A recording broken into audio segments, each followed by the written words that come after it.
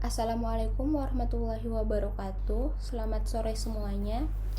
Perkenalkan, nama saya Nur Azmi dari kelompok 7. Pada kesempatan kali ini, saya akan mempresentasikan materi mengenai Designing and Managing Service atau merancang dan mengelola layanan.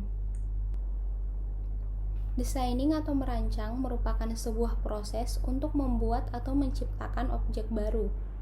Managing atau mengelola merupakan suatu proses khusus yang terdiri dari tindakan-tindakan perencanaan, pengorganisasian, penggerakan, dan pengendalian yang dilakukan untuk mencapai sasaran yang telah ditentukan melalui pemanfaatan sumber daya manusia dan juga sumber daya lainnya.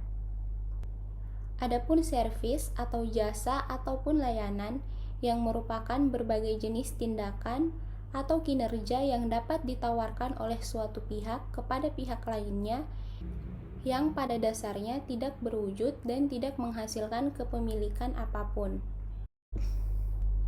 Komponen layanan dapat dibedakan ke dalam 5 kategori penawaran.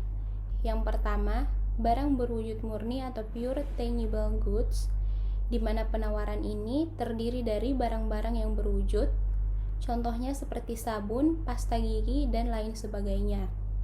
Yang kedua, ada barang berwujud disertai jasa, contohnya tangible goods with a company service. Penawaran ini terdiri dari barang berwujud yang disertai dengan satu ataupun lebih jasa, contohnya seperti mobil dan komputer. Pada umumnya, ketika suatu produk semakin canggih secara psikologis, maka akan semakin besar pula kebutuhan akan jasa pendukungnya. Yang ketiga, ada hibrid atau campuran yang terdiri atas barang dan jasa dengan bagian yang proporsinya sama. Contohnya, seseorang yang pergi ke restoran untuk mendapatkan makanan dan juga layanan. Yang keempat, ada jasa utama yang disertai barang dan jasa yang sangat kecil atau major service with a company minor goods and service. Pada jenis penawaran ini terdiri atas jasa utama beserta tambahan jasa ataupun barang pendukung. Contohnya, transportasi kereta api yang diberikan makanan dan majalah selama perjalanan. Dan yang terakhir, jasa murni atau pure service. Untuk jenis penawaran ini murni terdiri dari jasa. Contohnya seperti penitipan bayi, tempat les piano, jasa terapi, dan lain sebagainya.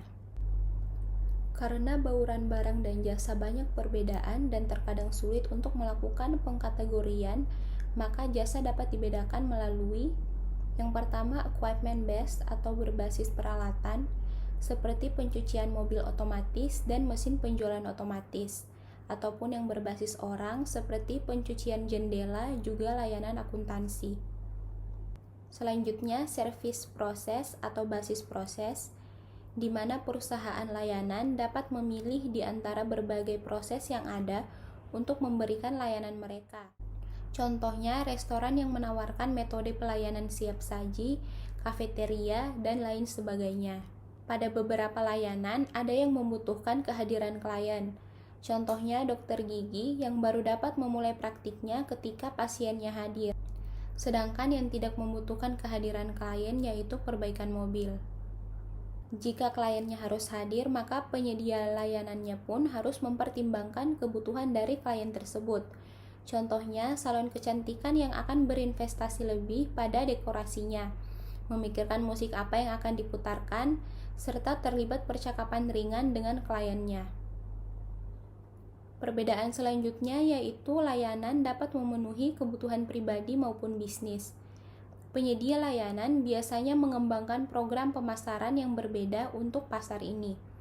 Yang terakhir, penyedia layanan berbeda dalam tujuannya, seperti laba atau nirlaba dan kepemilikan pribadi atau publik. Jasa atau layanan itu bervariasi. Ada 4 karakteristik layanan yang khas yang sangat mempengaruhi desain dari program pemasaran. Yang pertama, intangibility atau tidak berwujud. Yang kedua, inseparability atau tidak dapat dipisahkan. Yang ketiga, variability atau mempunyai banyak varian.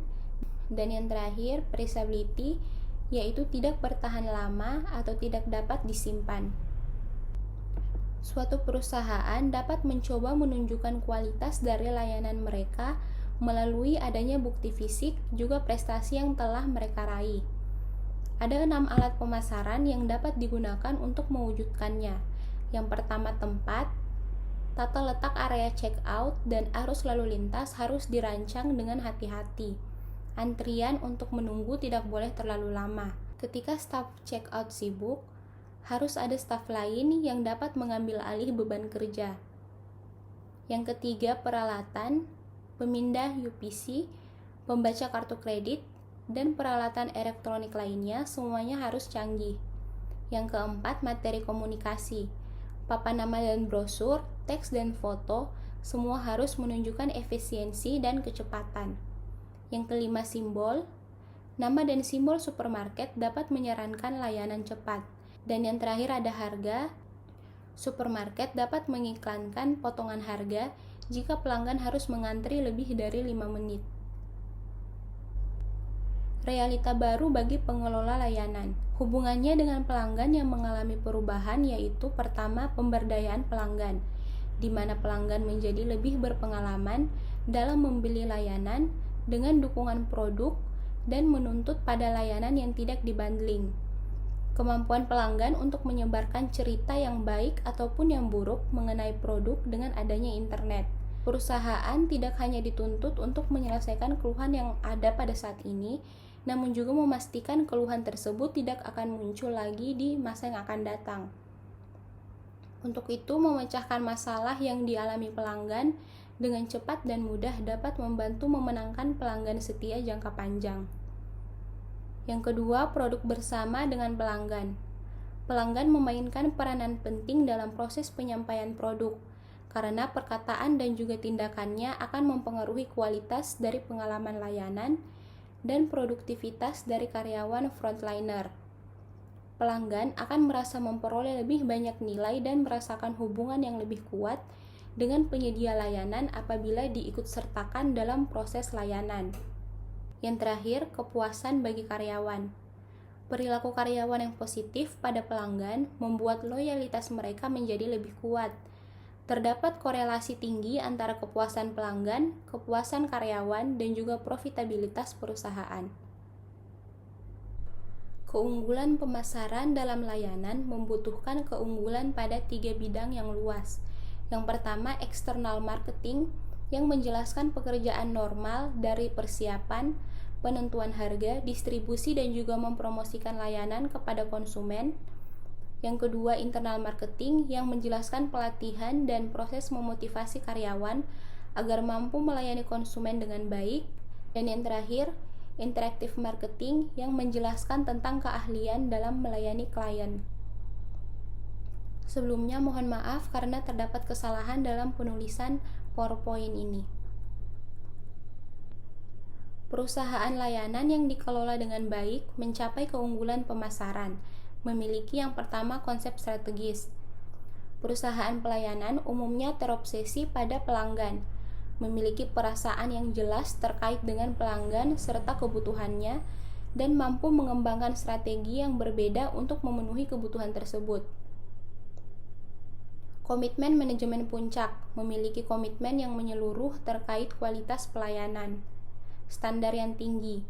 Perusahaan penyedia layanan terbaik menetapkan standar kualitas yang tinggi. Keterkaitan dengan profit. Penanganan yang berbeda antara pelanggan yang profitable dan yang tidak. Sistem pengawasan. Penilaian terhadap layanan dengan metode Importance Performance Analysis dengan memberikan rating bagi berbagai elemen pada layanan dan mengidentifikasi tindakan yang dibutuhkan. Memuaskan keluhan pelanggan. Perusahaan yang mampu mendorong konsumen yang tidak puas untuk menyampaikan keluhan mereka memiliki kesempatan lebih besar untuk mencapai pendapatan yang lebih besar pula. Selanjutnya, diferensiasi pada layanan. Yang pertama, pilihan layanan primer dan sekunder. Pada layanan utama, yaitu hal yang menjadi ekspektasi konsumen, dan fitur layanan sekunder yaitu tambahan fitur pada produk utama. Yang kedua yaitu inovasi pada layanan. Berinovasi sangat penting untuk layanan, begitu juga pada industri manapun. Terdapat 5 penentu kualitas dari suatu layanan. Yang pertama, tangibles, yaitu penampilan dari fasilitas fisik, peralatan, karyawan, dan materi komunikasi. Empathy, yaitu kesediaan untuk peduli dan perhatian individual kepada pelanggan. Reliability, yaitu kemampuan untuk menunjukkan kinerja sesuai dengan yang telah dijanjikan secara akurat. Responsiveness, yaitu keinginan untuk menolong pelanggan dan menyediakan pelayanan yang sesuai. Dan yang terakhir, ada assurance, yaitu pengetahuan serta wawasan karyawan, juga kemampuannya untuk memunculkan kepercayaan dari pelanggan. Sekian presentasi dari saya, kurang lebihnya mohon dimaafkan. Wassalamualaikum warahmatullahi wabarakatuh.